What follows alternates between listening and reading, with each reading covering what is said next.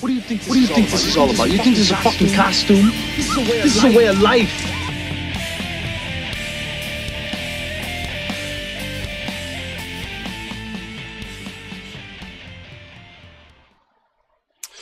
Whew.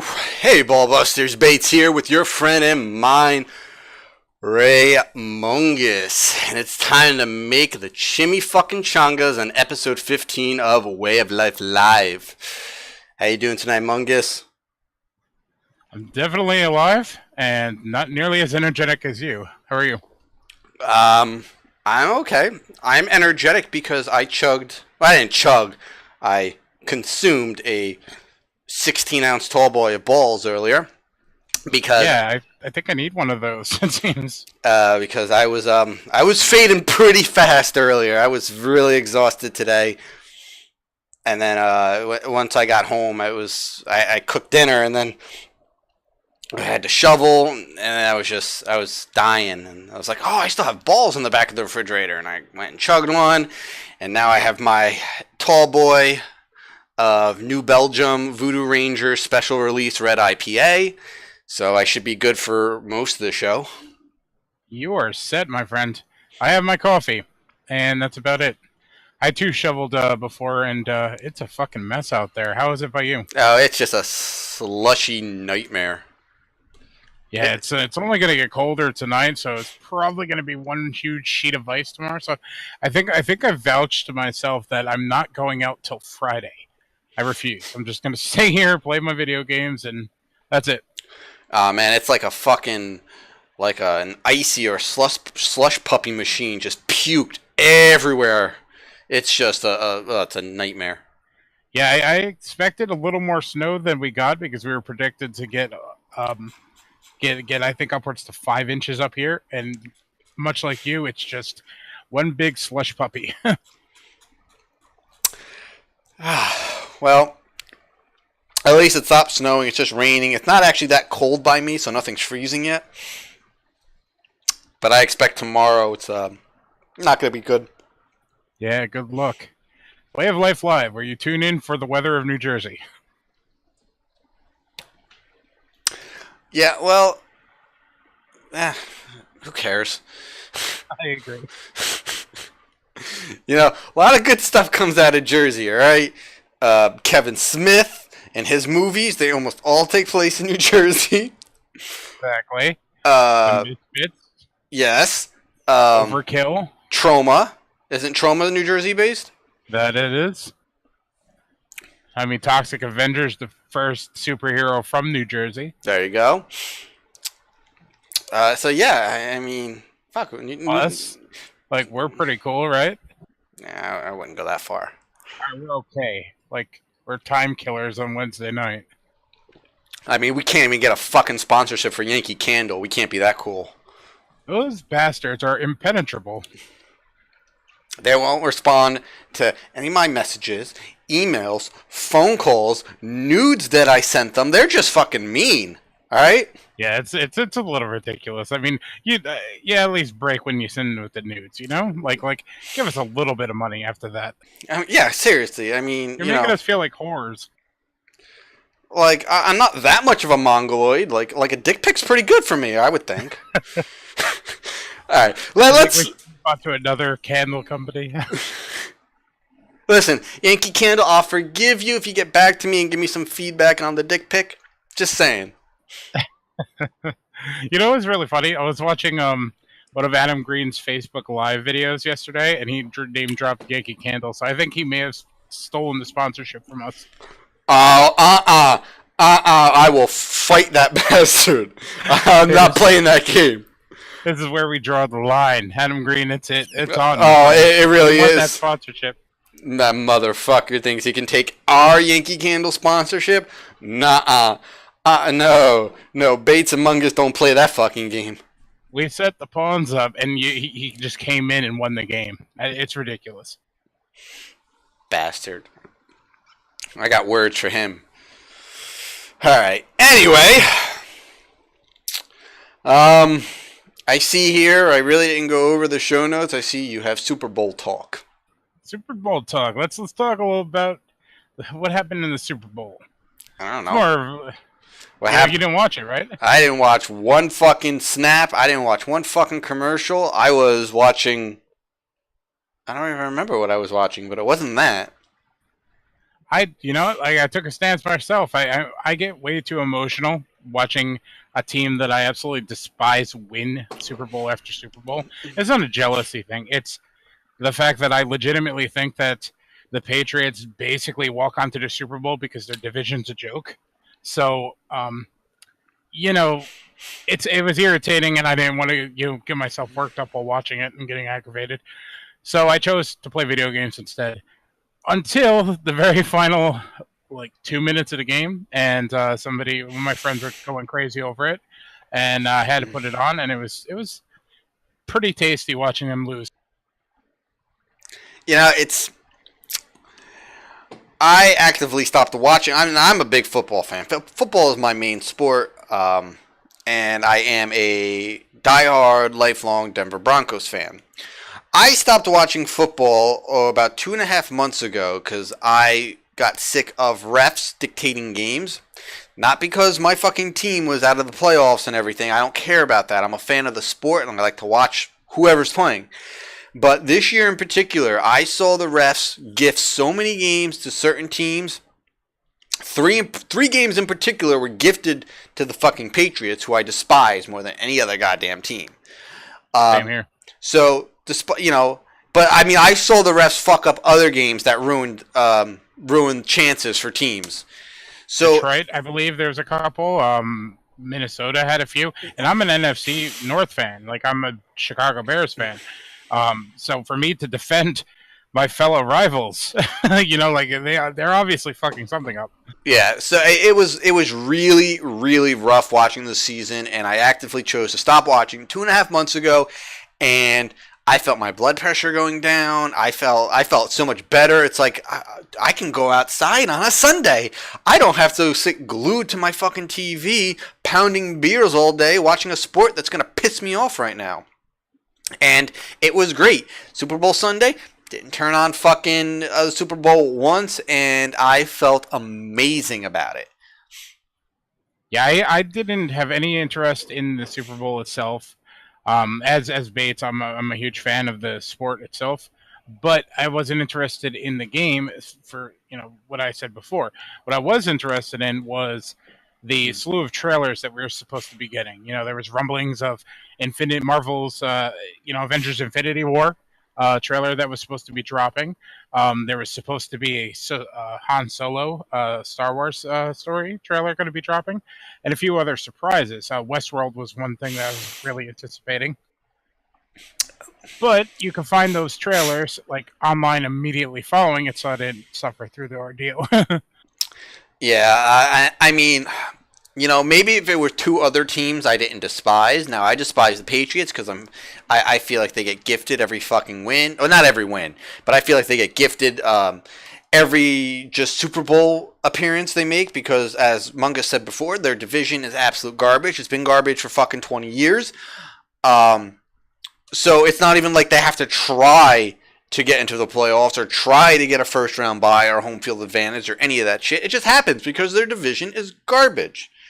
Those are the hardest things they have to do. It's like the home field advantage game. You know what I mean? Like the championship game and then the Super Bowl. Those are the real games that they actually have to put in a little effort in. Otherwise, it's a cakewalk right onto the main stage of all. Then you have the Philadelphia Eagles. Now, I'm not going to stray to, hang on this fucking topic too long. I do not have a problem with the Philadelphia Eagles as a team. I'm actually very happy that they're won. Congratulations to the Eagles.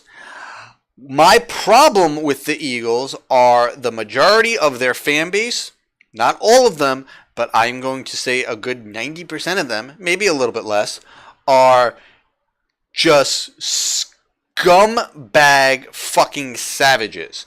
And I say that, as I said, I don't hate the team. But the shit I witnessed after this team won the Super Bowl is just absolutely absurd. And I saw people trying to defend it. Well, when other teams win, they do the same things. Listen, when my team won the Super Bowl 2 years ago, I did not see any videos of people standing on hotel awnings until it came crashing down, people ripping out street posts and telephone posts and fucking street lights. I didn't see people looting and destroying stores. I didn't see any of my fellow Broncos fans getting down on their hands and knees and eating horse shit, all right? So yeah, that was a little bizarre. So listen, and I've been saying this on Twitter for the last couple of days. It's funny. The Eagles beat the crap out of Denver in the regular season. The Eagles win the Super Bowl, and the Eagle fans eat Bronco crap to celebrate. Yeah, figure that one out, guys. That's a fucking bizarre one, my friend. So these people defending what these fans were doing on Sunday night, saying that other teams' fans do it. Sorry. Maybe in fucking Oakland or San Francisco, possibly, back in like the early 90s and the 80s. But now, listen, I don't remember the Patriots fans ever doing this. I don't remember Giants fans, because I live fucking 10 minutes from Giants Stadium. I don't fucking remember any Giants fans destroying shit after they won their Super Bowls the last, couple years.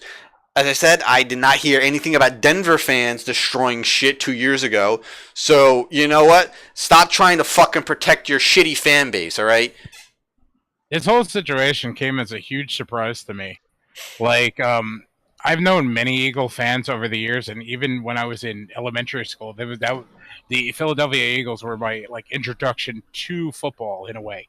I was a big collector, as I still am. So back in the day, I'd collect football cards and such, and that's basically how I got into some association with the Eagles. And along the years, every Eagles fan that I've ever come across, they're awesome. Like, they were so cool. Even Philadelphia people in general, having been down there a bunch and associating with a lot of them, they're great. I don't know exactly what happened after this. Like was something in the fucking water, or did these fucking savages just come out of nowhere? It was mind-numbing to me to see these people act this when I've never seen anything to suggest otherwise. Well, I would never go to the Eagles Stadium, and if I did, I would be wearing as the most neutral colors ever.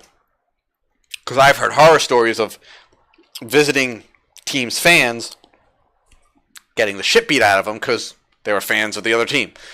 I've never had a bad interaction with an Eagles fan personally. I follow a lot of them on Twitter, and they're all good people. I actually knew a couple in person, and they were good people. But it's I've heard horror stories, and that's what's going to keep me from ever going to that fucking stadium. I get that, but for me, I go by experiences and such, and I've never had any problems. Some of the coolest people that I've met along the years have been from that area, just hanging out in that area or whatnot. But I've never had any issues, and it really, it made me wonder if it was a situation where everybody was caught up in the moment, excited about the win, and then you had a handful of bad assholes in there causing a mob mentality, like a domino effect. These morons are doing this, and maybe we should go have fun. It seems harmless enough until it escalates and escalates and escalates. I don't know. It's fucking weird, man. Well, I mean, this wasn't anything new. I mean, when they won the NFC Championship 2 weeks ago, they were fucking, not quite as rowdy, but they were fucking punching horses and fighting with fans, and it's guys, soccer fans in England, Manchester United fans were looking at us and yo, we're pretty, fucking crazy rowdy fans, but you guys, punching horses and eating, horse shit, you got us beat now. Yeah, man, it's fucking out there. It is what it is, though. Nothing we could do about it except, the next team that wins represent themselves a little bit better, because, most of that, all of that was uncalled for. Yeah, so, I mean, congratulations to the Eagles. I'm glad you guys finally won your fucking first Super Bowl. You beat one of the most hated sports franchises in history. So, good on you for that. Just keep your fans in check, Eagles. That's all I got to say there. But if there was one other good thing that came out of Sunday night was the crazy surprise release of the next Cloverfield movie. Nice transition. Nice dissolve. I was hoping you would pick up on that. Even though I misquote, but I misquote everything. You could ask my brother. Holy shit about this Cloverfield thing. Like, that caught fucking everybody off guard. Yeah, I mean, I don't know how they're going to possibly release the next one. It's like, obviously the first movie came out. We knew about it for a while. Then 10 Cloverfield Lane came out. And that came out like a month after being announced. And nobody knew about it. And then this one gets announced and comes out on the same day. I mean, how are they going to fucking beat that for the next movie? Are you going to like, are they going to like market a completely different movie, like a fake movie, and when you go to see it, it's like, oh yeah, we fucking got you. This is Cloverfield 4. Yeah, it seems like there's so many rumors about things. The sequels, like right now that everybody got caught off guard. Like everybody's like, could this movie, with this title, be a secret Cloverfield sequel? What about this one? Like. The internet is investigating the situation like it's an unsolved mystery. Like you would think that some of these people would put the time and effort into something that mattered. Like let a movie come out. It is what it is. But no, they're going crazy trying to figure out when we're getting Cloverfield 4, and there's already talk about Cloverfield 5. Rumors have it that Cloverfield 4 is already filmed and waiting to come out. So it's adding all this like crazy conversation to the fan base, and it's exciting. I mean, aside from getting a movie announced and released the same day, we also get the excitement and everybody trying to figure out what their next play is. Yeah, it's crazy, but you know what? It's brilliant marketing. It's shit we haven't seen before. I mean, I'm not a fan of the franchise, but I am a fan of the effort they put into it and the marketing genius behind the franchise. I mean, they're beautiful people over there. I gotta give them a hand, and I don't think it'll ever be matched.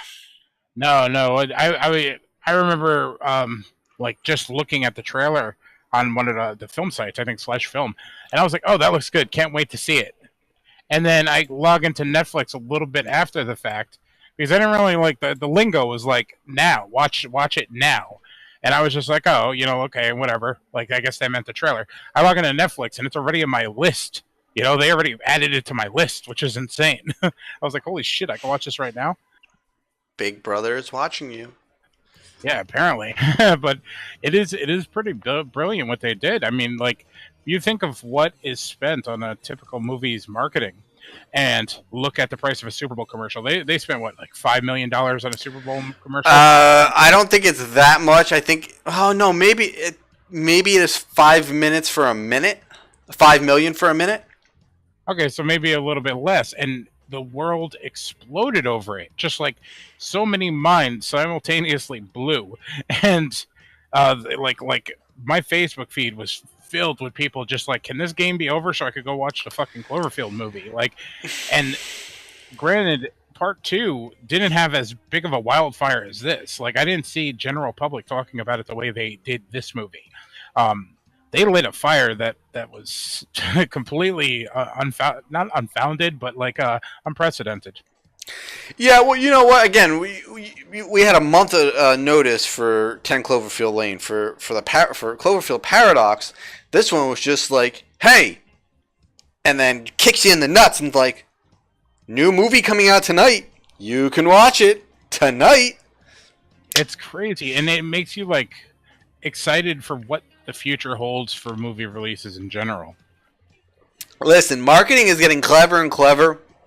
More clever, I should say, as the years go by. There used to be real clever marketing back in like the golden age of Hollywood, and the silver, we're going back into like the 40s and 50s. You would see some fucking clever marketing for stuff and gimmicky marketing, a lot of times for horror movies, like Vincent Price's The Tingler, that had you know, kind of a gimmick marketing. Didn't they have like theaters with buzzers in the seats? Yeah, buzzers under the seats, and it was that was pretty crazy. You know, they had what was it? House on Haunted Hill actually had like a sort of a stage show to go along with the movie, like ghost and shit on ropes and wires that would fly through the audience. You see a lot of that in the movie Popcorn, if you remember that. Yeah, they pay tribute to those days, and I find those days extremely fascinating, especially like the marketing, the audio marketing, the stuff that they would put on radios and everything. I came across like a folder somewhere when I was looking for haunted sounds and such. Don't even ask what project, I can't even tell you, but I was looking for all this, like these sort of horror clips, and hearing the radio trailers, you know, talk about like ghouls coming out of the screen and grabbing you and taking you off into the audience, and hearing all these like plays and promises and things that had to do with the experience of a horror movie back then. You know, like it was very fascinating, and it's nice to see some of that be like come back in certain ways, and also, you know, built upon with newer marketing. Yeah, I mean, you know, I'm gonna jump around. Sorry, but I'm gonna jump around a little bit. I'm gonna kind of transition. You know, one of my favorite marketing pieces in the last couple of years has actually been the Ant-Man marketing, and I just think it. If you guys aren't familiar with the Ant-Man marketing, they've done these teeny tiny little signs, and they've just been so brilliant. And I remember for the first movie, they did a teaser trailer, but the teaser trailer was the actual trailer for the movie, just ant-sized. I remember that. That was pretty funny. You know, they had all these really clever, tiny marketing schemes put in place, and they're doing it again, and for Ant-Man and the Wasp, and it's just, it puts such a smile on my face. And then to go into another comic topic, which we don't do till usually later in the show, is the Deadpool 2 trailer dropped today, and that marketing has always been absolutely brilliant. It was brilliant for the first one, and the stuff that we've gotten for the second one has just been as good, if not better. And then we got this very self-aware, obviously very fourth wall breaking Deadpool 2 trailer, where they they make fun of unfinished. I know it. I know what you're saying. Unfinished CGI within the trailer, and if that's not funny enough, Deadpool takes a beautiful shot at fucking DC in the sense of he makes mention of, we're not, you know, removing mustaches.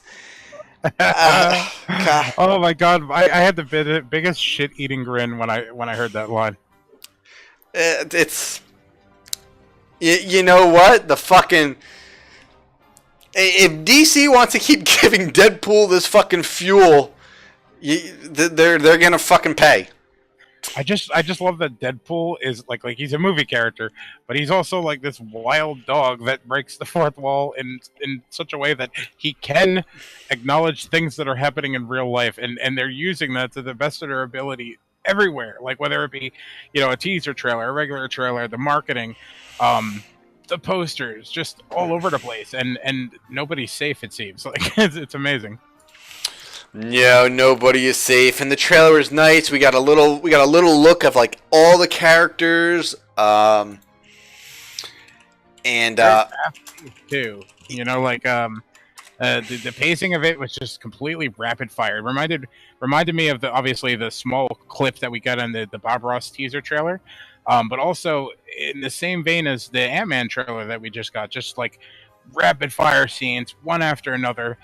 They took a little more time to show the characters a little bit more, have them presented a little better than a teaser, but you know, just by the time you're done with the trailer, you got to watch it again because there's so much you missed. I actually wasn't really aware that the taxi cab driver, what's his name, Dopinder? Dopinder, yeah. was going to be another prominent character in this one. That kind of put a smile on my face. I thought he was a really funny character. But the most excited part of the movie for me is going to be seeing Julian Dennison. For anyone who's not aware of who Julian Dennison is,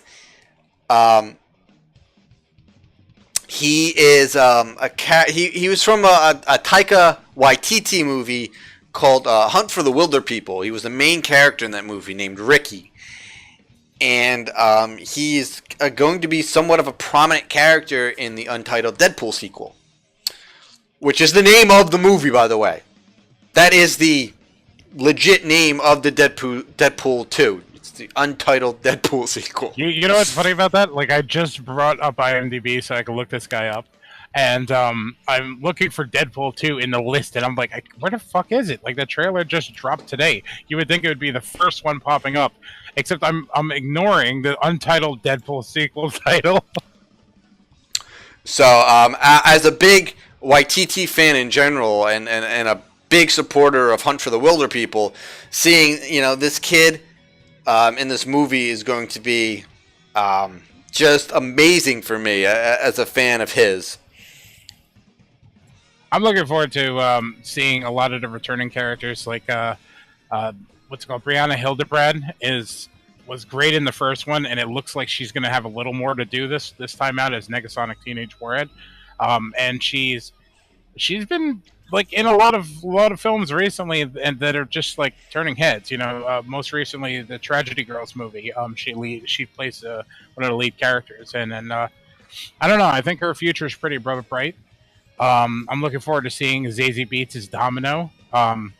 Despite all the other shit that's going on in the world, his world, I'm looking forward to seeing T.J. Miller back as Weasel, because despite that nonsense that he's been, accused of. No. We're not doing that. We're not fucking doing that again.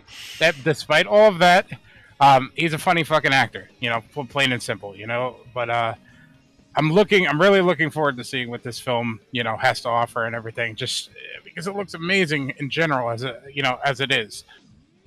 I'm just a big fan of all the awesome actors' names in this movie. Like Leslie Uggams. That's a fucking awesome. That's a cool ass name. All right. She plays Blind Al. Zazie Beetz. That's a fucking dude.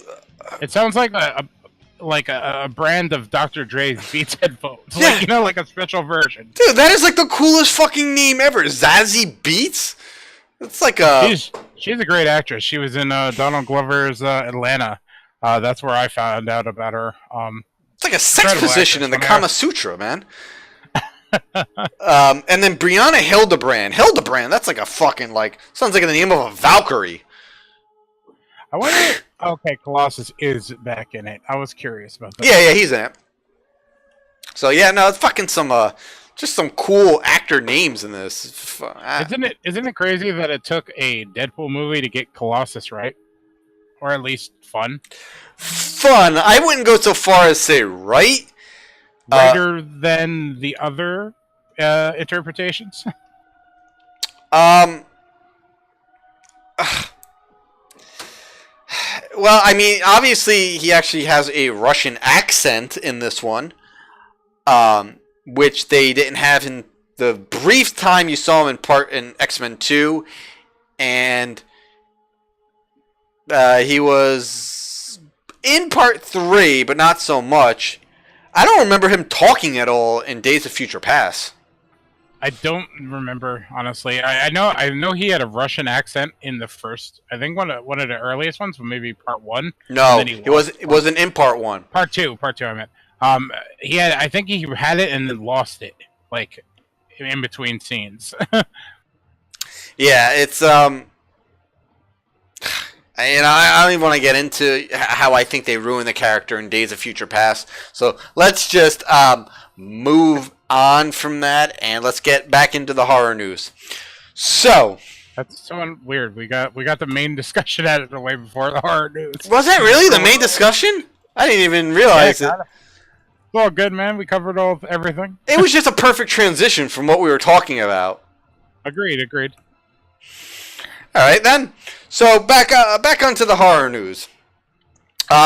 So I wasn't really expecting any more Monster Mania announcements. I had heard from Dave personally that they were pretty much all booked, and there was no more room left for additions.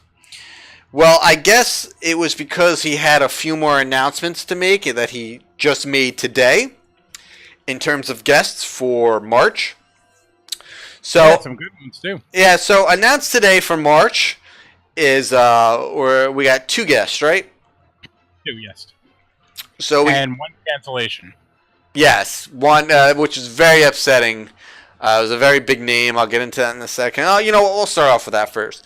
So we had a cancellation for March. It actually got moved to August. We will not be seeing Richard Dreyfuss at the March Monster Mania. He will be at August, and joining him in August, and also in September at Hunts Valley will be Robert Englund.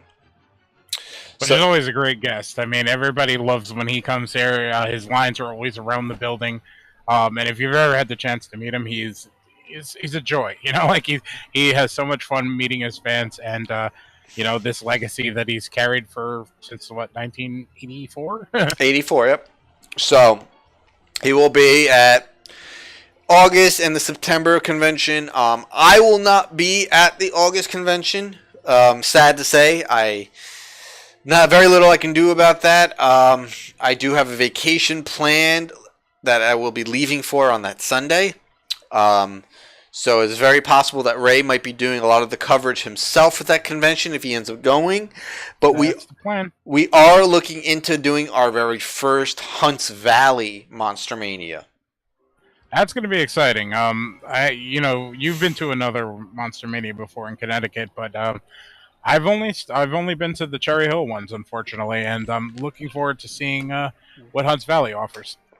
So basically, we're gonna play that one by ear. We're gonna see how the reception is to our March coverage, because we're doing full March coverage for you guys over here on Way of Life Network and over on DeadEntertainment.com. We're gonna be doing 2 different sets of coverage for each channel, so to say. So depending on how the reception is with the coverage, will really dictate if we go to Hunts Valley or not in September for more coverage. If you guys love it, we will be there without question. So, on to the guest that got announced for March. The first guest is Terry Kaiser.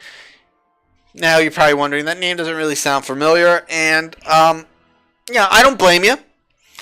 But if you guys have ever seen the Weekend at Bernie's movies, then you will recognize Terry Kaiser as Bernie. He's actually been in a few other flicks. I think he's been in. That actually surprised me when I saw the announcement. I actually never knew he was in it. That was Friday the 13th, Part 7. Oh yeah, he played Dr. Cruz.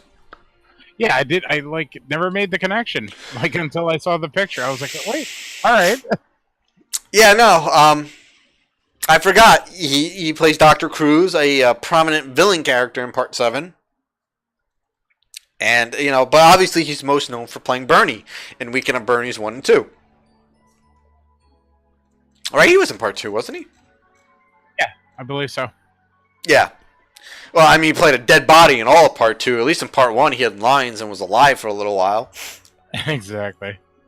I gotta actually see if he was in Part 2. I'm almost positive he was, though. No, he is. He is. I'm looking it up right now. It's funny, he was Dr. Cruz in 1988 and then went back to playing Bernie in 1989. Or, no. Going back to the well. Huh? No, when he played Bernie for the first time in 1989, I'm sorry. He's still working today. Do you want to know what my favorite character of Weekend at Bernie's was? I might not remember it, but go for it. The real man. I'm sad I never got to meet him before he passed away, and that would be Don Calfa. That's very true. He was a hell of an actor. He played Paulie, Vito's hitman. He's the one who actually kills Bernie. Okay, all right, I got you. He was in that. Yeah, he was in it the entire movie. Jesus, man, I need to revisit those movies, man. It's been like I don't think I've watched them since the '90s. To be honest, Just revisit part 1. You do not need to fucking suffer through part 2. yeah, but sometimes I'm a glutton for punishment when it comes to movies. Like I'm a completist. I like to have the full experience. You know, and that's okay. Part 2 is bad, but it's a fun kind of stupid bad. It's like a drinking movie, I think. Yeah, I need it. You know what it is? It's fucking Andrew McCarthy is just as Larry. He's so much fun in part 1 and part 2. He really makes part 2 watchable. So does Jonathan Silverman, who plays his buddy Richard. They're great in both those movies. So we're getting Terry Kaiser, who actually isn't a stranger to conventions. The second guest announcement today is actually sort of a nice replacement for Richard Dreyfuss, and that is the Mistress of Dark herself, Cassandra Peterson, also known as Elvira. This is a big one for me. I think she was at one other Monster Mania years ago, and it was one of those conventions where I think I had like a big reunion or something like that, and I was already dropping a shit ton of money on various things. So I was like, next time. And unfortunately, with me, so many next times turn into people not being with us anymore. Unfortunately, and I've been kind of like hoping that she would get invited back like sooner than later, because she's just, if you're a horror fan, you know Elvira, and you pretty much love everything she has done, and still does. So having an opportunity to get a chance to meet her and all that is pretty much every horror fan's dream. So I'm extremely excited about it. I'm even going to try to look into possibly setting up an interview with her for the website, but no promises on that. We have to see how that goes. Yeah, we're not big enough and known yet to where we could fucking go up to somebody and be like, "Hey, listen, I'm from so and so website. Would you mind doing a little interview for the website?" If we were with Bloody Disgusting or maybe Dread Central, I think we'd have a little bit more leeway. I mean, we're still a new horror website, and we don't have that kind of pull yet. We actually have gotten contacts. Obviously Adam Marcus has been a big supporter of our site from the beginning. He's just been an absolute fucking, like, just the coolest guest we could ever possibly have come across as our first guest. He was incredible. Like, just the support alone, and him sharing everything and going out of his way to really really put us out there was more than we could have ever expected. The interview alone that you did with him and the one that I did with him, different subjects, obviously. They were incredible. Like he didn't half-ass it one bit. Like he went big, and it paid off in so many ways. Yep, and you know what? I think it also had to do with the fact that we had never really done an interview before, but we actually were, at least I think we were very professional about it for our first times. We emailed them the questions in advance just to let him, okay them, make sure he was okay with all of them. And, we followed, I guess it would be like, interview protocol when it comes to doing this kind of thing. And again, we had never interviewed anybody before in our lives. I know I haven't. I'm pretty sure you hadn't. And I've written a couple of questions for a band interview, but like nothing to the level that both of us did. So I think he appreciated that. When you go through the right channels and you do things the right ways, people appreciate it. And I think that's why he was so responsive. And I think with that sort of rapport that we have, I think that like if we if we just either A, fake it till we make it, or B, keep following the same sort of pattern, people will be receptive. And that's why I don't have any worry about approaching Cassandra Peterson prior to this convention, or trying to find out who her people are to get, communicate through. So for the simple fact is, the worst thing that could possibly happen from it is she politely declines. And then we move on to the next. The best thing that could happen is we get a fucking exclusive interview with her, which is awesome. So, I mean, fingers crossed for now, but we're going to do this thing one way or another. Are you going to try to reach out to her people beforehand, or are you going to kind of try to do it maybe on the spot at the? I'm going to try to reach out beforehand. All right. So make sure you have questions ready to go for her to vet. Oh, already prepared, my friend. Already having general ideas to go on it. All right. Well, let me know, because I got a question or two I might want to inject in. Sounds good. I love that we do our business on air. Like, hold on a sec. Just ignore this part, people. Or just fucking fast forward if you're listening to this on like afterwards. This is fucking business talk. It has nothing to do with you. It does not concern you. Close your fucking ears. That's actually really funny that we bring that up. Is we had a couple. Well, actually, not a couple. A ton of ideas that we hadn't shared with our two other business partners that are part of the Way of Life Network, and we're like, no, we totally brought it up in chat. You just missed it, and then we realize that we talk about a lot of our business on air, and me and Bates just kind of agree to it. We're like, okay, that's a great idea. Whatever, move on. I can't help it if we're fucking pulling the weight for everything. Yeah, well, you know what?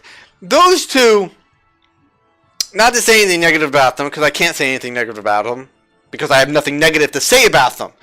It's just that at the end of the day, we do pull the weight in terms of getting shit ready, editing, and that's not to say because they don't want to do that. It's just because I think Mungus we're just more attuned to it. I don't think it's only that. I think it's just because we have more of the resources at hand to take care of that. We have the rigs that can handle this type of editing and setting it up. I mean, I know Tom doesn't really have a computer, and I think LR only has a little shitty laptop. So we're pulling the bulk of the weight because we have the resources to pull the bulk of the weight, not because they refuse to. Yeah, exactly. I mean, we have a lot of experience in it. We have a lot of interest in expanding, what we do. I have years and years of graphic design skills, so I do a lot of art. He's tinkering with audio editing, video editing, and such, and I've done that too before. It's just things that we have in our arsenal, and we just basically use at our disposal to just get shit done. It's only way you're going to get things done is if you just step up and do it. And the two of them show up when we need them to show up. And, when it's evident when you hear the first two episodes of Metal Beer Horror that are going to be debuting maybe this month, maybe at the end of the month, something like that. No, the first episode should be dropping. I pretty much have it done. That's good. I'm going to send it to you for your approval. The first episode of MBH, Metal Beer Horror, should be dropping on the 15th of this month. And we will be doing a episode release every 2 weeks after. So you can expect on the 15th and the 1st, pretty much. 15th. You heard it here first. Next week, once the live episode ends, that very next day, you could watch... listen to the first episode of MBH. Yeah, I don't want to say it could be the 30th or the 31st or the 1st. I'm going to give myself that little buffer because as of right now, I am the only one doing the editing for this stuff, and the editing does... When takes the time. It takes quite a bit. Yeah, especially... I want to give you some bad news, though. There is only 28 days this month, so you don't have till the 31st. Fuck.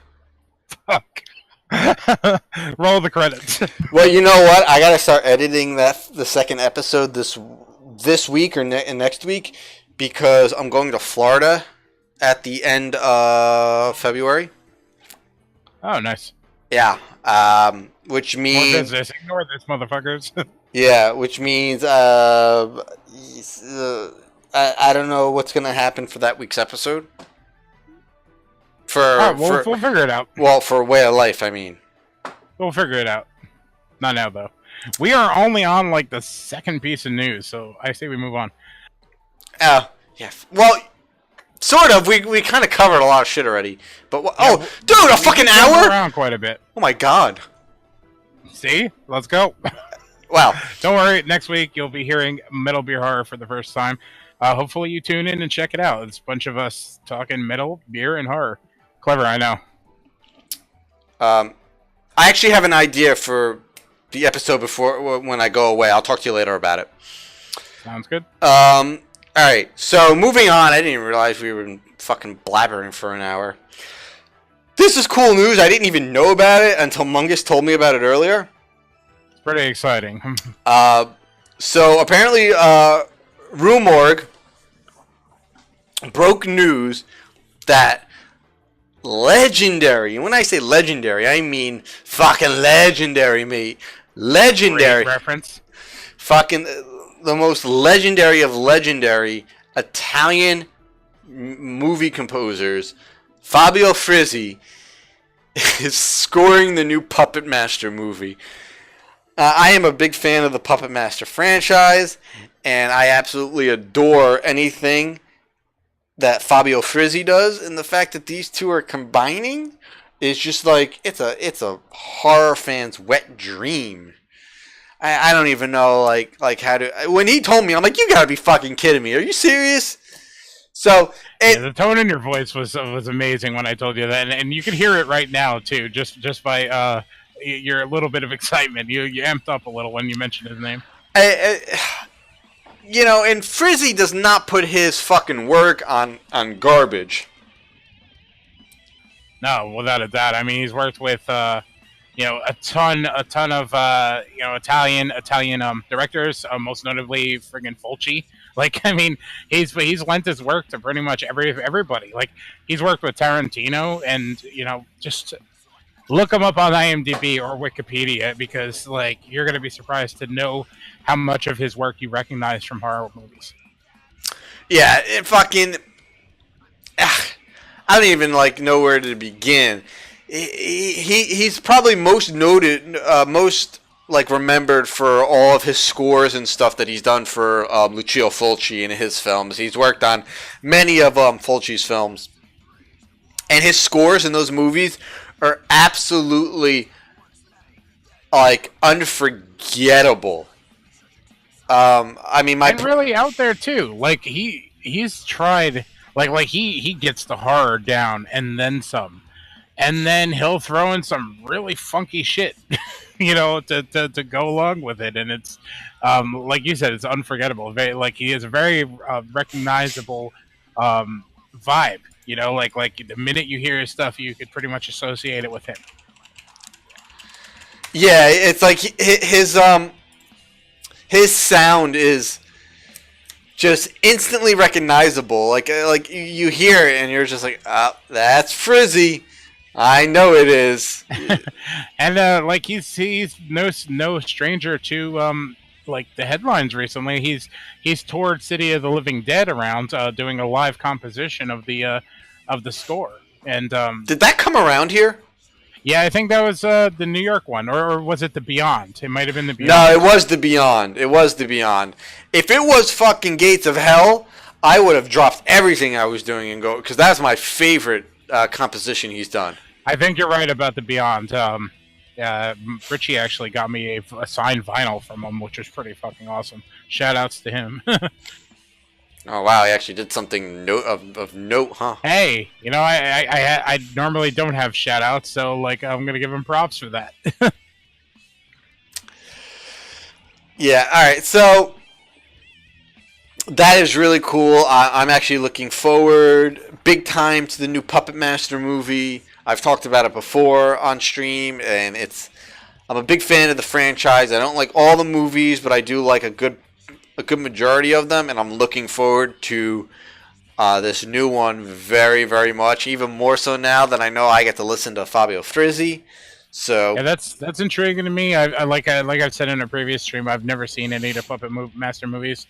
That's going to change soon because I'm sure Bates is going to drag me through at least most of them, some of them at least. And no, the first few at least. Yeah, and then I'm probably gonna check out this new one because of the composer. Like, I mean, such a fan of his work that it's worth sitting through a potentially bad movie, probably good movie, to hear what he has to do today. Definitely.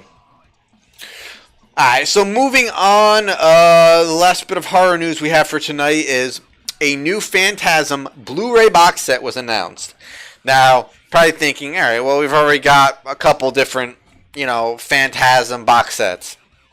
Why should I care about another one? Well, this one's a little bit different. This one is coming with a little extra something special that pays homage to the late, great Angus Scrimm.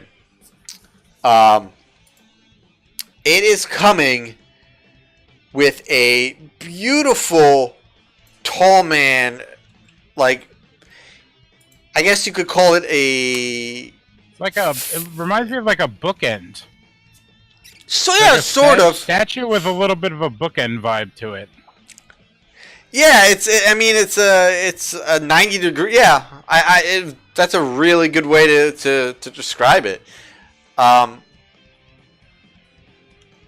don't know what else you would call it. It's not really a figure. It's like a bust. Yeah, bust would work. Yeah, I mean, whatever it is, it's gonna look fucking fantastic on my shelf. That's all I know.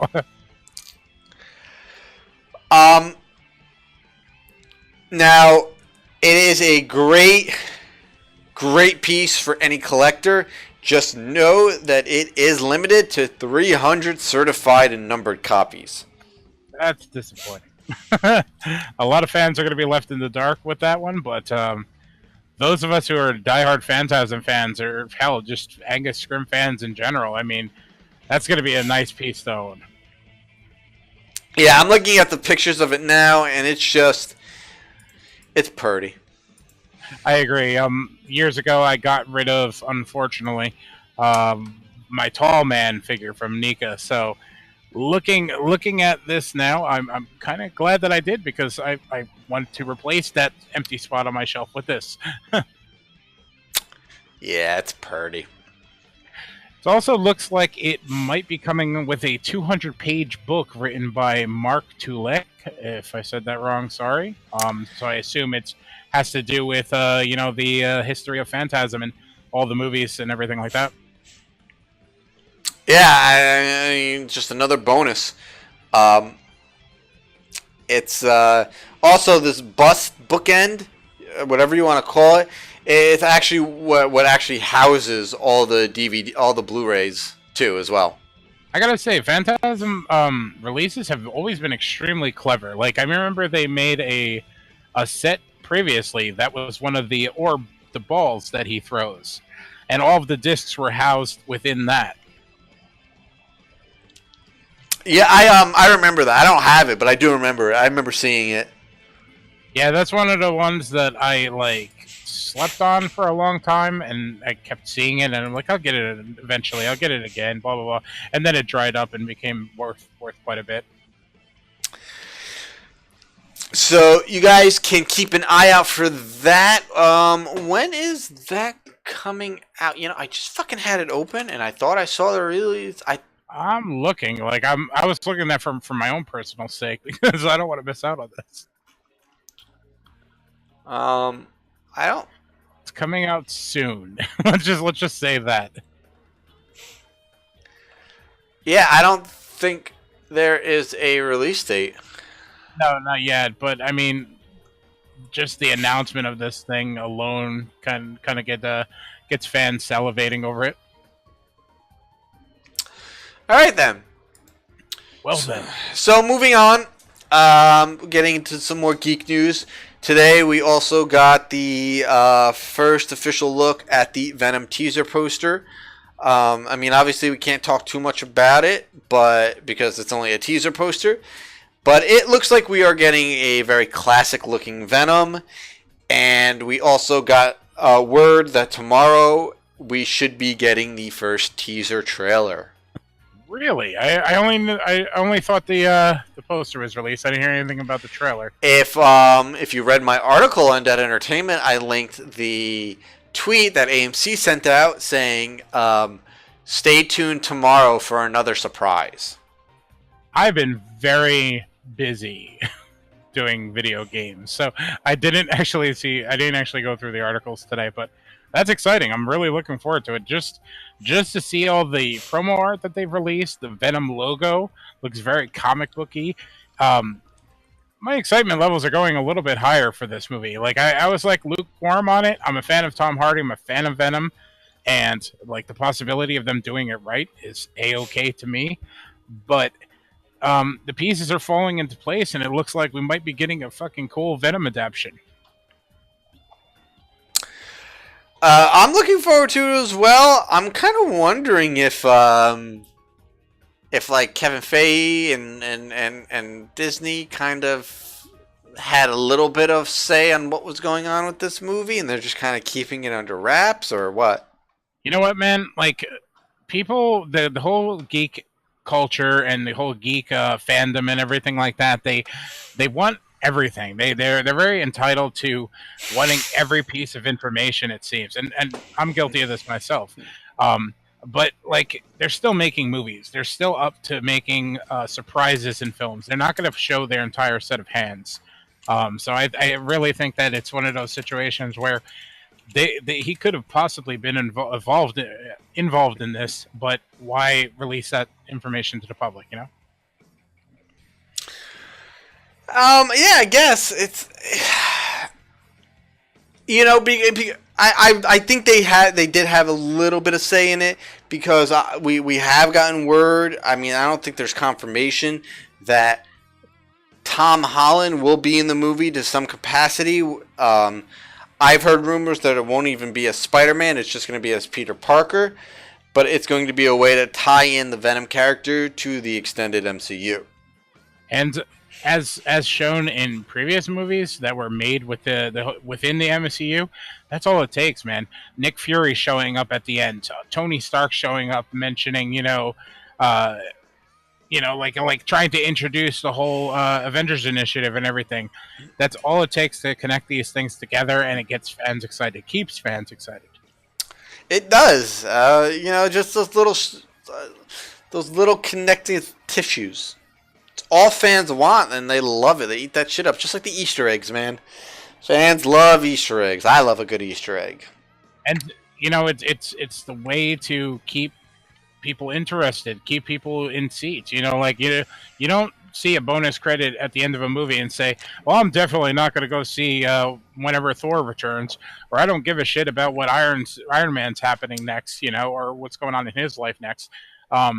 It gets people back. It keeps people coming, and I think they've cracked the code on top of making good movies. Yeah, they've definitely fucking figured out where the magic come from and been able to just fucking replicate it every goddamn movie. And my hat's off to them. Agreed. So, yeah, I'm looking forward to Venom. I'm looking forward to the trailer tomorrow. We got Deadpool today. We're going to get Venom tomorrow. I promise you, I'll read your Venom trailer article tomorrow. It's only to make up for today. It's only a paragraph. Oh, I get. Yeah, I'm sure I'll write a. I know it. And you know what? We should be getting a second full trailer for Infinity War very soon. That's what I'm hearing. Yeah. I would not be surprised if it drops with Black Panther in a week. I can't believe it's only a week away. I will be seeing it Thursday night when it comes out, and as long got your tickets ready? No, I'm not. Where I go, these movies never sell out. I mean, I bought my fucking Last Jedi ticket day of the show. Nice. So I gotta see if I'm gonna be seeing it next week or if I'm gonna be waiting 6 months like I normally do. Yeah, probably. With all these movies. I really don't want to though, because like not only do I want to see the Deadpool trailer on the big screen because that's going to be attached to it, but I also I'm very excited about Black Panther. No, I don't think everybody. No, I don't think that trailer is going to be attached, dude. That was a Red Band trailer. Oh yeah, but you know that they could easily like cut it down a little bit. I'm sure they have something going along with it. We'll see. So I will be seeing Black Panther next Thursday. I will be getting a review written probably as soon as I come home, and I'm pretty sure going somewhere. We're talking. I mean, I won't review, and we probably won't post up every sci-fi geeky comic shit that comes out, but Marvel is big enough, and I'm a big enough fan, and there's enough of the writers on DeadEntertainment.com that are fans of this shit where I think it's okay that we post it up. I mean, this is going to be one of the biggest movies of the year. If we don't capitalize and put up a review for it the day of release, I think we're missing out. Yeah, I agree. I mean, it all blends together anyway. Like a lot of horror fans are also geeks in their own right. They enjoy comic books. They grew up reading horror comic books and everything like that. And there's this, this little merge to between the fandoms. This blending, so like it works out. But we're excited for Black Panther. Not everybody else is. No, they're not. You ready to get your blood pressure rising? Yeah. I'm gonna have I'm gonna come up with a good fucking sound cue for this segment. I don't know what it is. I'll have to think about it, but we're gonna have some cool stuff coming up. yeah, we are. We're not gonna. I already have a couple ideas. Yeah, so do I. We won't get into what we're talking about right now, but you'll get it in another week or two. Let's just say that the stream is about to be more entertaining. Impossible. No, we're awesome. Not really. But. So yes, for this week's pressurizing segment. God. So last week, the big thing going around in the geek culture and geek world was this rumor of sorts, but not really a rumor because it was actually sort of a thing. Yeah, it was founded. Like they had multiple websites, multiple groups banding together to try to take down Black Panther via Rotten Tomatoes, right? And who was that again? Jerk-offs. Like, honestly, they're from what I've read, it had a lot to do with the people that tried to take down The Last Jedi on Rotten Tomatoes. I believe, if I remember correctly, and there is a slew of different types of scum and villainy tossed within that group of people that are just completely butthurt about Marvel's successes and DC's failures, and just hate people in general, and they're out there looking to piss in everybody's Cheerios, I guess. Yeah, and he was being very discreet about saying exactly who it is. Yeah, I'm not discreet, but I am going to not generalize. It is a very segregated and rogue, all right, group of DC fans. As I said, a very segregated and rogue.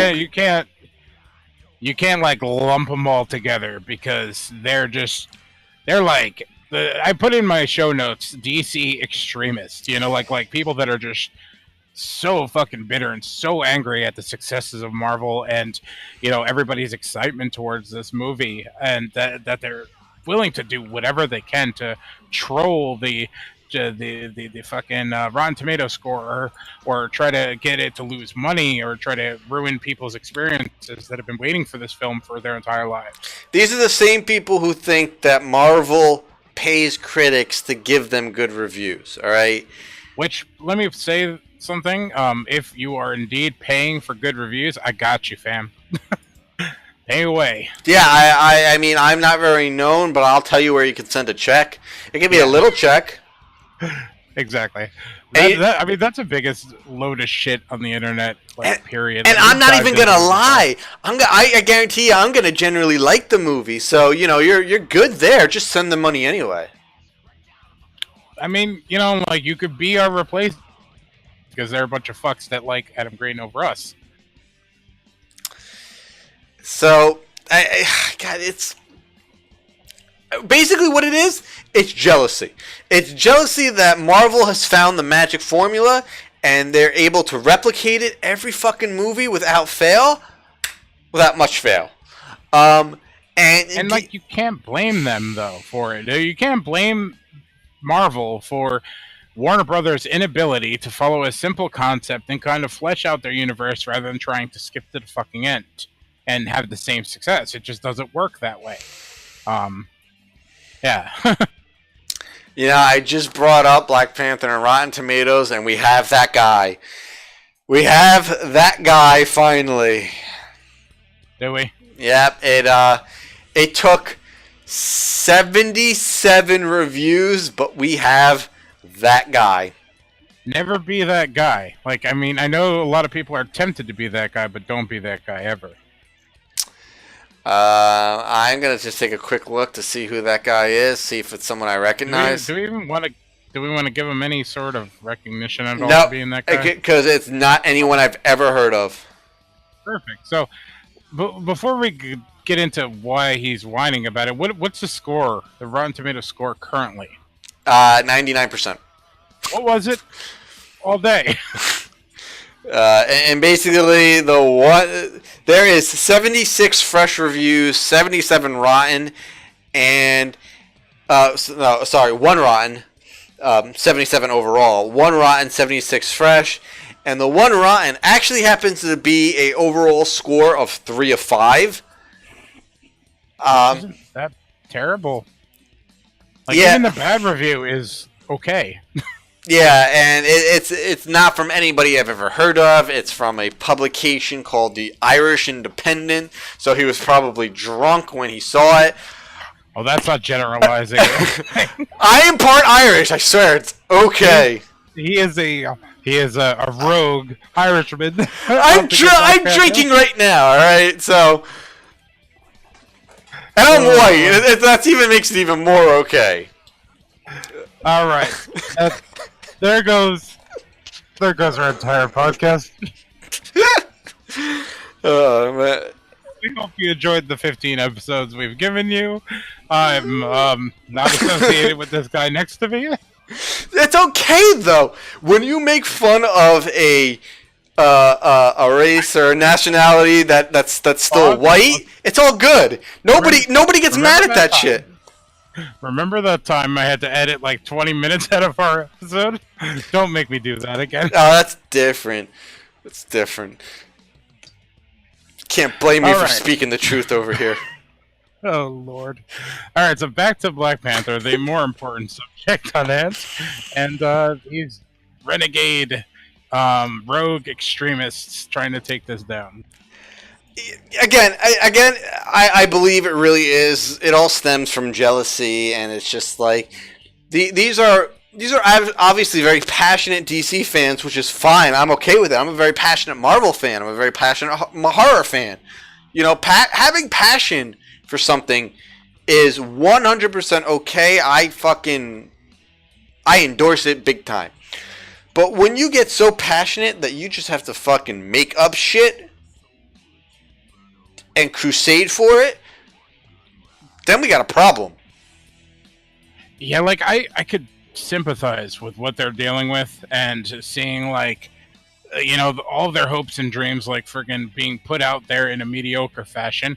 And I know a lot of people that are still excited that they're just seeing their shit on screen. They're seeing the comics they grew up watching or reading rather, and they're seeing it represented now, but they're not seeing it represented to the fullest potential, unfortunately. And I can understand where that frustration comes from, but like to take it to these levels of extreme, it's uncalled for. It's unsportsmanlike.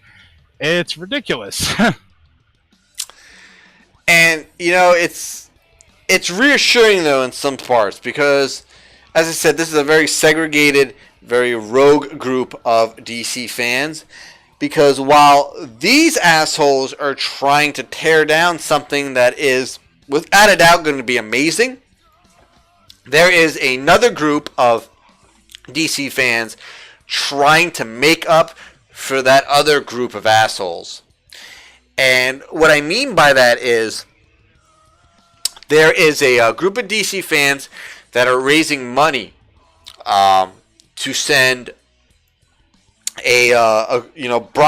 school kids from the Bronx to see Black Panther.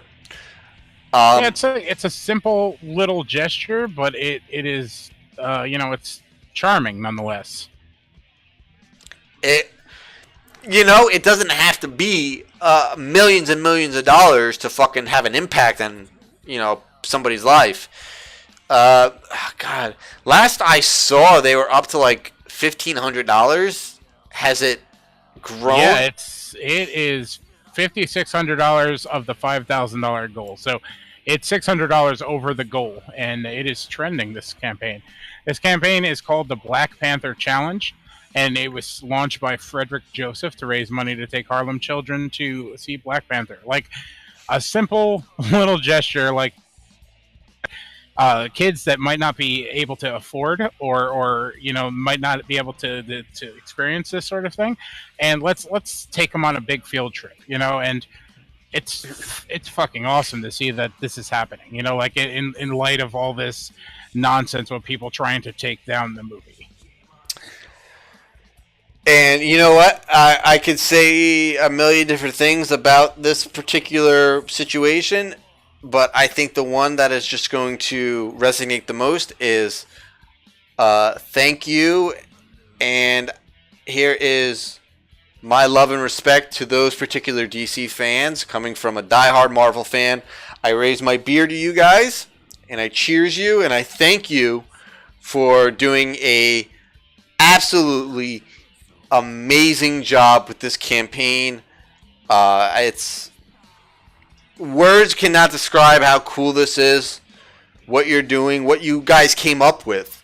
The people who started this campaign, it's blew me away when I first heard about it. So, again, thank you as just a Marvel fan for doing this for these kids. And I'm sure it's going to be something they're going to remember for their entire lives. And again, I raise my beer to you guys. Salud. I echo that entirely. I mean, this is just taking a negative situation and just injecting some positivity into it. And, I think it's commendable. And, at the end of the day, we're all comic book geeks. We all grown up reading these things, whether it's one side of the fence or the other. And, let's get rid of the fence. Let's just enjoy the fact that comic book movies are on top of the world right now, whether it's DC or Marvel. They're being made in droves and shut up. We're trying to be positive here. No, but they're being pushed forward. Who the fuck ever would have thought we'd see an Ant-Man movie or a Guardians of the Galaxy movie or Deadpool with his mouth unsewed shut? You know what I'm saying? This is just, it's a great time to be a comic book fan in general. And I know that I just only, brought up Marvel movies there, but the fact of the matter is you've seen a ton of stuff from the DC side. Even it may not have been, to your liking or one of those things where you wanted it to be a little more than it was, or if you loved it. It was made, it's out there. And I think it's time to freaking close that gap between the fandoms and just let's have fun with each other and enjoy the fact that we're all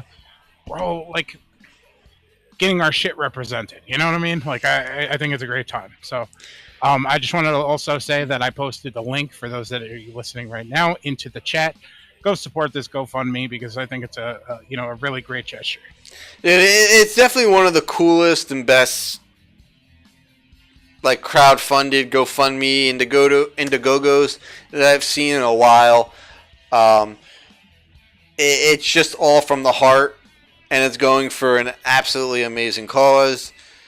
It's that, I couldn't say enough nice things about the campaign and the people who started the campaign and the people who are running the campaign.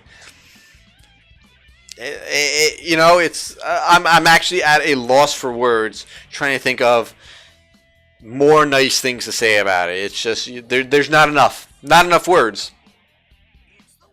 Yeah, it's a great first step to bridge that gap too. I mean, I know for a lot of us that whole DC Marvel rivalry is all in good fun, and sometimes we get a little more passionate when we're like arguing who's better. But like, it's we're all the same for the most part. Yeah, it's there comes a point where you got to realize that it's all fiction. Exactly. And obviously you're going to have your passion, and that's fine. And listen, I get overly passionate at times where I become one of those fucking real salty, real vindictive fanboys. I'm not as bad as I used to be, but I understand that mentality because I've had it before. But at the end of the day, we're all geeks. And whether you're a Marvel fan or a DC fan, guess what? You're under that geek umbrella, regardless. Whether you're on the left side of the umbrella or the right side of the umbrella, it's the same fucking umbrella. So you either learn to fucking coexist, or you're just gonna battle endlessly. And I just fucking, life is too short to be fucking fighting over fictional characters. Well said, man. Well, so on that beautiful note, as I said, with this awesome campaign, that is going to wrap it up for tonight's show. Coming in and looking right now, we're about a buck. We're at an hour 30. So we're coming in. Damn, we're doing good. Yeah, we landed the plane pretty well, I think. Like the last few weeks, we've been hitting the mark. Yeah, I like it. I like it a lot. I think. Are you doing anything after this? I'm taking a leak. Oh well, let's all join in with that. I mean, Are you streaming tonight? I mean, I think so. The wifey's not home. She went to hang out with some friends, and I have not streamed the last 2 nights. And I don't have to wake up at the butt crack of dawn for work tomorrow because I have a dentist appointment that I have to go to first before I go to work. So it's not even like I gotta be up at 5:30. So I might take a leak and then go stream. Why? So if you're listening to this live, you could go check out Live Deliciously in Game on YouTube here, and watch Bates play some insert game here. Yeah, I mean, if you want to play, I'll do Friday the 13th. I'm good with that. If not, it'll probably be some Street Fighter 5. So we'll surprise you. All right. Let's see here. What do we got? So anyway, guys, thank you for tuning in tonight or listening to the episode after the fact. We appreciate it. If you like what you heard, make sure you subscribe to the channel. We do this every Wednesday night over here on Way of Life Live. You can find us over on Twitter, also at Way of Life Net. And you can like us over on Facebook, facebook.com/wayoflifenet. You can also find Mungus and I writing random shit for deadentertainment.com.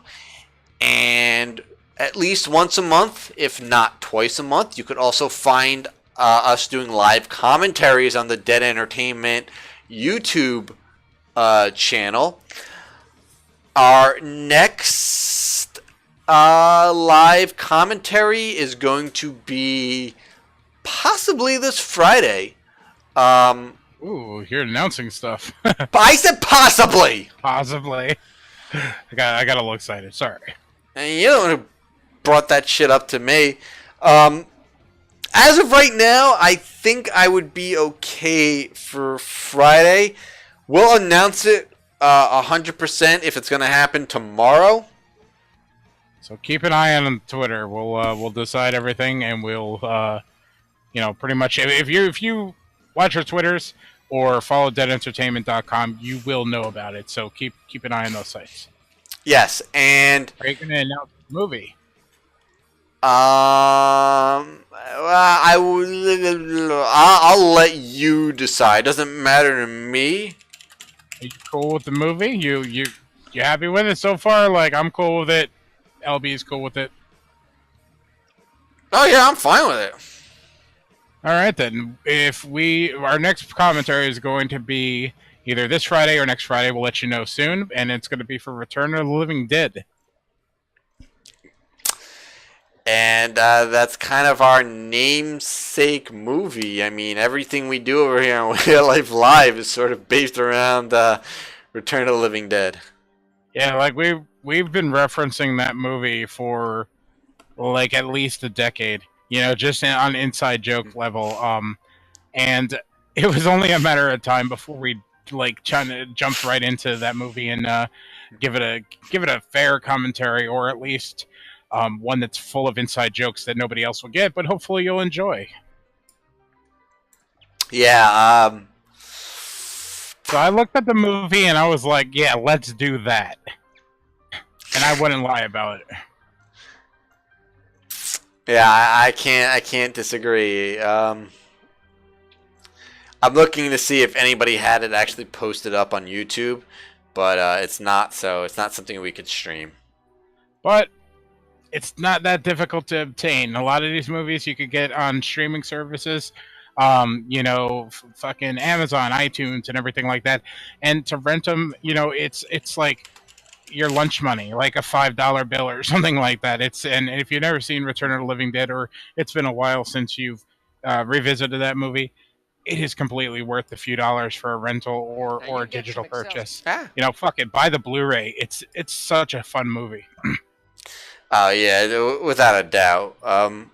And for us, like, we could pretty much recite most of that movie like without even watching it, so you will have fun at the commentary. I actually might have found. Oh yeah, I might have found the actual movie on YouTube. And I've been looking up. I've been looking up this stuff. If I restream somebody else's upload, it really isn't on us because it's not our upload. This sounds very shady territory that we have to talk about after. In any case, it's coming. This commentary. I'm serious. I've looked it up because we're not the ones who actually uploaded it. It's not on us. But I don't know. So I'll talk to you later about it. Yes, but in any case, we're going to have a really fun show planned, and we'll let you know for sure tomorrow about it. Keep an eye on our Twitter and everything. All right, so I guess shout outs. Same shout outs for me as every week. All my buddies that I follow on Twitter: Freddy in Space, John Squires, Kim Fall, Jonathan Barkin, Horror Movie BBQ, Dinosaur Dracula, Max Fishers, my buddy Mad Eye Yokai, my other buddy over on Twitch, Tardulov, that's Tardulv, He streams all horror games. He does horror guest sort of podcast, I believe on Thursdays. So check him out. He's always got some fun Swedish content. He speaks English though. Yeah, the episode that you were on, it seemed pretty interesting. So definitely give that a listen. Yep. And then obviously our vendors that I shout out every week. Obviously, Dave over at Monster Mania for maintaining and running the best horror convention on the East Coast and quite possibly the best horror convention in the States. Our friends over at Fright Rags, who are continuously putting out the best horror apparel you can buy.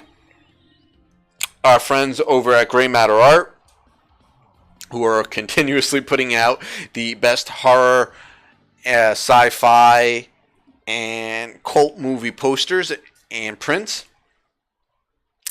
They actually just released they're about to release an Alien print, which is pretty exciting. Yeah, it was nice. It's really nice. Yeah, I'm tempted. and very, very tempted. And they put out a really nice Punisher print.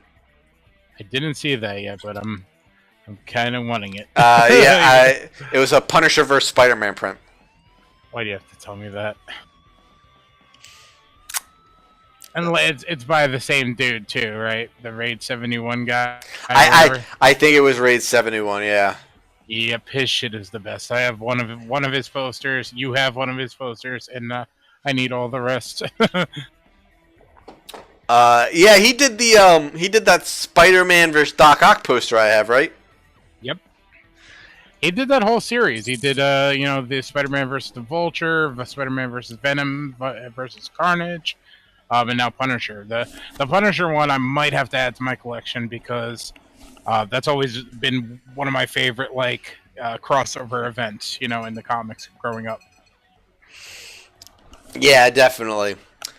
And you can always follow me over on Twitter at Bates_MotelMT. Make sure you check out my YouTube channel. I have not been streaming as much lately. I've been dealing with house and insurance and work crap. But hopefully that will change pretty soon. I should be back on a regular streaming schedule sometime in the near future. And I think that's gonna do it for me. One day I think I'm gonna be prepared for this part of the show. I never am. I guess to shout out somebody who might not even listen to this. Obviously, my brother and his buddy Mike, they were responsible for helping me throw together a computer that's better than the one that just died on me. And I was up and running on this new machine within a few days after it dying.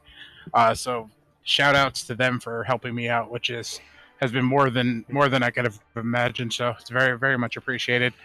On top of that, I guess I guess I could touch on the fact that Dead Entertainment's going to be starting to live stream, do some game streams very soon. One of our writers, LB, is toying around with Mixer, and he did a Friday the 13th stream last night. I wish I had his handle, right now in front of me. But once we get all of that stuff up and running, I'm going to be posting it on the website and sharing it on Twitter and all that. So if streams are your thing, definitely check out Dead Entertainment for the people that stream. We have three game streamers within our staff. So obviously check out Bates' stuff first and foremost because he's my partner in crime here. But everybody else that is putting in an effort for the streaming stuff, give them a watch once everything gets posted. Keep an eye on Twitter for that, and you can follow me on Twitter at Ray Mungus. Yeah, sounds good to me. All right, yeah, I think that's gonna about do it up for us on this week. Stay tuned next week. We'll be back, same time, same place, and we should have the MBH podcast up by then. And I think that's it. We have anything else to plug? I think our end segment's long enough, but nothing comes off the top of my head. All right. Sounds good to me. Anyway, thank you guys. If you like what you heard tonight, make sure you subscribe. We do this every single week. So yeah, you got that to look forward to on Wednesday nights, right? Maybe? Yes? Probably not. Please? But anyway, thank you guys. For anyone who tunes in live to listen to us ramble on, we appreciate it more than you could ever know. Anyone who listens to us after the fact, we appreciate that too, just as much. And yeah, that is going to do it for us tonight. So we will see you all next week. And remember, guys. What do you think this is all about? You think this is a fucking costume? This is a way of life.